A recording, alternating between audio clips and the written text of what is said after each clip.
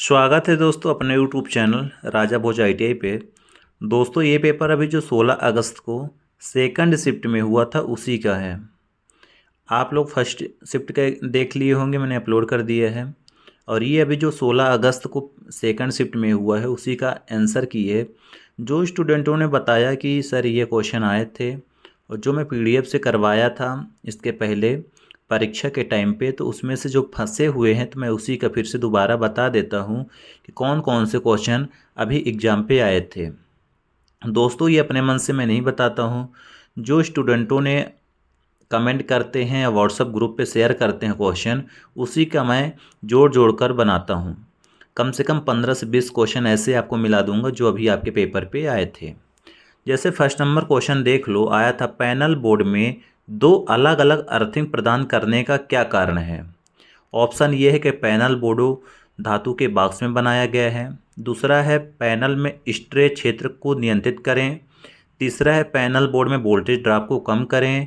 चौथा है अन्य विफलता के मामले में एक अर्थिंग सुनिश्चित करें। तो इसका राइट आंसर यही होगा कि यदि एक अर्थिंग खराब हो जाती है तो एक अर्थिंग काम करती है। राइट आंसर डी नंबर हो जाएगा।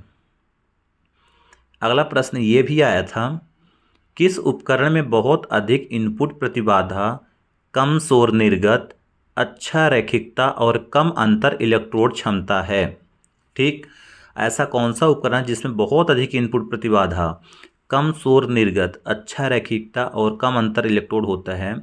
पहला है PNP ट्रांजिस्टर, दूसरा है NPN ट्रांजिस्टर, तीसरा है फील्ड इफेक्ट ट्रांजिस्टर, चौथा है UJT uni junction transistor. FET का फुल फॉर्म होता है फील्ड इफेक्ट ट्रांजिस्टर और UJT होता है uni junction transistor. Right answer C number अभी इसका हो जाएगा। अगला प्रश्न आया था, कौन सा मल्टी वाइब्रेटर आउटपुट से दोहरादार पल्स वेव पैदा करता है। दोहरावार जो पल्स होता है, कौन सा मल्टी वाइब्रेटर आउटपुट देता है। ऑप्शन है stable multi vibrator, by stable multi vibrator, one shot multi vibrator, monostable multi vibrator. Right answer A number होगा स्टेबल मल्टी वाइब्रेटर। ए नंबर राइट आंसर हो जाएगा। अगला आया था लॉजिक गेट से। यहाँ पे टेबल दी गई है, तालिका किस लॉजिक गेट को संदर्भित करती है। अब आपको इस तालिका से मैच करना है। दो इनपुट होते हैं, एक आउटपुट होता है। इनपुट को A और B से प्रदर्शित करते हैं, आउटपुट को A+B से प्रदर्शित करते हैं। जब 0 0 प्लस करेंगे तो 1 होता है। ठीक, यहाँ पे 1 दिया है। यदि इनपुट में 0 और 1 रहता है, ठीक, यदि 0 और 1 होता है तो आउटपुट हमें 0 मिल रहा है, दूसरे नंबर पे दिया है। तीसरे पे ये है 1 और 0 पे 0 मिल रहा है आउटपुट। जब हमारा इनपुट सिग्नल 1 1 होता है तो आउटपुट 0 होता है। तो ऐसे कौन से लॉजिक गेट में कंडीशन होती है आपको मालूम होना चाहिए और ये तालिका लगाना भी आना चाहिए। ठीक, आपको मालूम होगा ऑप्शन दिए गए हैं AND gate, NOT gate, NOR gate, AND gate, NAND gate. तो इसका राइट आंसर होगा C नंबर पे, यानी जब दोनों सिग्नल उच्च होंगे तो आउटपुट 0 होता है। अगला प्रश्न है, एक सक्रिय घटक कौन सा है। एक्टिव कंपोनेंट, पहला है इंडक्टर, दूसरा है रेजिस्टेंस, तीसरा है कैपेसिटर, चौथा ट्रांजिस्टर। दोस्तों एक्टिव कंपोनेंट ट्रांजिस्टर है और inactive component inductor, register, capacitor होता है। अगला प्रश्न आया था, SCR का कौन सा चतुर्थांश प्रचालन रिवर्स बायसिंग में भारी करंट देता है।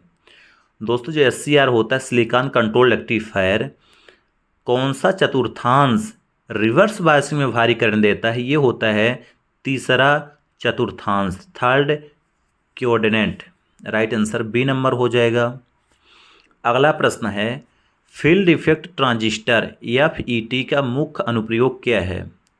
दोस्तों FET का मुख्य, फील्ड इफेक्ट ट्रांजिस्टर का मुख्य अनुप्रयोग पूछा गया था। राइट आंसर A नंबर होगा वोल्टेज कंट्रोल डिवाइस। ठीक, फील्ड इफेक्ट का काम ही होता है वोल्टेज कंट्रोल डिवाइस से। अगला प्रश्न आया था, एक्चुएटर के साथ कौन सा स्विच मशीन की गति या किसी वस्तु के भाग द्वारा संचालित होता है? पहला है लिमिट स्विच, दूसरा है टॉगल स्विच, तीसरा है ऑसिलेटिंग स्विच, चौथा है push button switch. Right answer होगा A number, limit switch. A number correct हो जाएगा। अगला प्रश्न है 79 हो गया था क्वेश्चन। ये भी एक क्वेश्चन आया था, कम्युनिकेशन इंक्लूड्स, संचार में शामिल है। कम्युनिकेशनल जो होते हैं इंक्लूड है, इसमें से क्या शामिल है? हम जो शब्द बोलते हैं। दूसरा है हमारे शरीर आंदोलनों और चेहरों के भाव। तीसरा है हाव भाव, संकेत, प्रतीक और दिखावट। राइट आंसर होगा डी नंबर, ऊपर के सभी। तीनों आंसर इसके सही हो जाएंगे। अगला क्वेश्चन क्या आया था देख लो। अगला क्वेश्चन ये आया था, उच्च भावनात्मक बुद्धि वाले व्यक्ति कर सकते हैं। ऑप्शन है टीमों में अच्छा काम करें, दूसरा है तनावपूर्ण स्थितियों में निपटें, तीसरा है सकारात्मक दृष्टिकोण रखें, चौथा है ऊपर के सभी। ठीक, राइट आंसर होगा डी नंबर।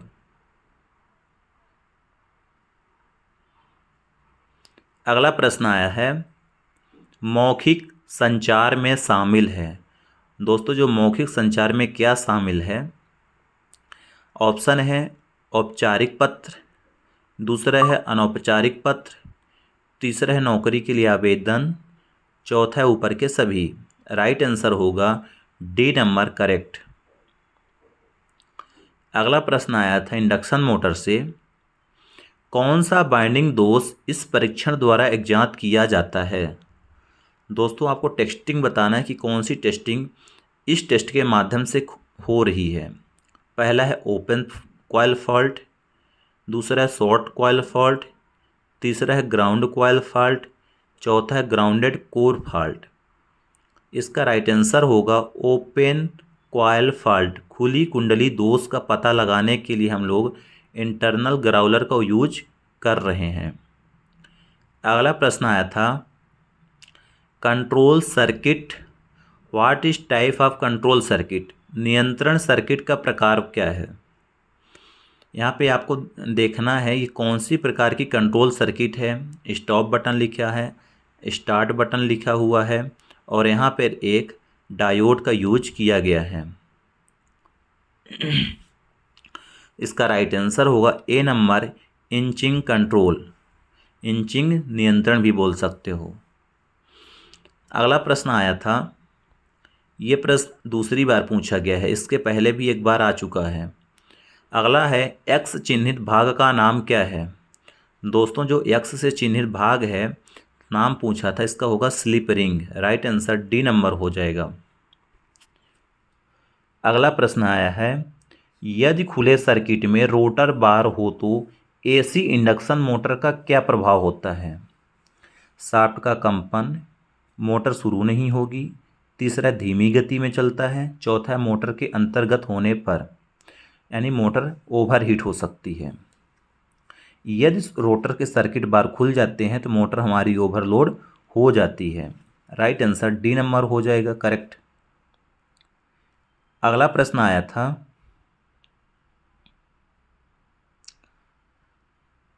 ये तो हो गया है, अगला प्रश्न मैं दिखा देता हूं। आपको बताना है कि what is the name of DC generator? DC generator का नाम क्या है?